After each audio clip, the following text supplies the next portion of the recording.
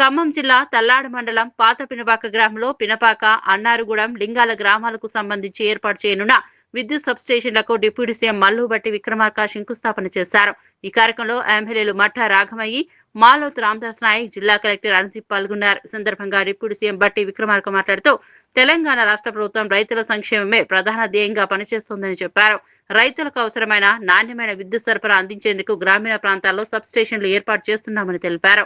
సాగునీటి అందించాలంటే విద్యుత్ ఎంతో కీలకమని, అందుకే లో వోల్టేజ్ సమస్య లేకుండా విద్యుత్ సరఫరా చేస్తున్నామని చెప్పారు. మరి ఆనాడు 10 సంవత్సరాలు ప్రజలను మోసపుచ్చి ఇందిరమ్మ ఇల్లు చిన్న గది ఉంది, దేని పనికి వస్తుంది, గొడ్డు వస్తే ఏదో అల్లుడు వస్తే ఆడగట్టిస్తాడు, గొర్రె ఆడగట్టుతాం, బర్రె ఆడగడతాం అని చెప్పి మాయ మాటలు చెప్పి డబల్ బెడ్రూమ్ ఇల్లు ఇస్తా అని ఓట్లు వేయించుకుంటే 10 సంవత్సరాలు ప్రజలు అన్యాయం చేస్తారు.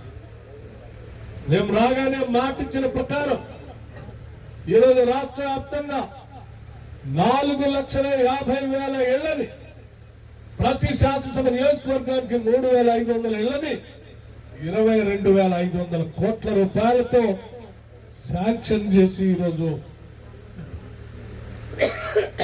మీ అందరూ భూమి పూజ చేసుకుంటున్నటువంటి ఇందిరమ్మ ఇళ్ల సంగతి కూడా తెలిసింది.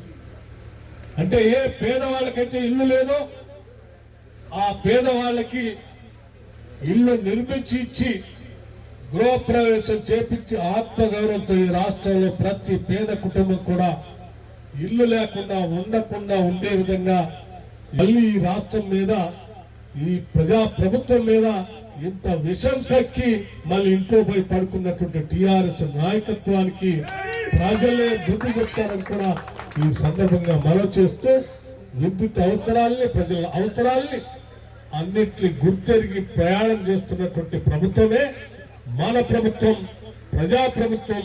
ఇది ప్రజలకే అంకితమైంది. ప్రతి పైసా ప్రజల అవసరాల కోసమే ఖర్చు పెడతాం తప్ప దుర్వినియోగం కానీ దోబరా కానీ అవుతుంటే మాత్రం చూస్తూ ఊరుకోమనేది మాత్రం చాలా స్పష్టంగా చెప్తూ మీ అందరికీ మరొకసారి నా హృదయపూర్వకమైనటువంటి అభినందనలు తెలియజేస్తూ క్రిస్మస్ శుభాకాంక్షలతో పాటు నూతన సంవత్సర శుభాకాంక్షలు కూడా మీ అందరికీ తెలియజేస్తూ ముగిస్తా ఉన్నాను.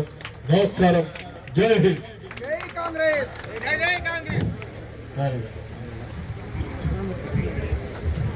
ఈనాటి ఈ కార్యక్రమానికి విచ్చేసి శంకుస్థాపన గావించినటువంటి ఉప ముఖ్యమంత్రి వర్యులు శ్రీ మల్లు భట్టి విక్రమార్క గారికి, స్థానిక సత్తపల్లి శాసనసభ్యులు మట్టా రాఘమయ్య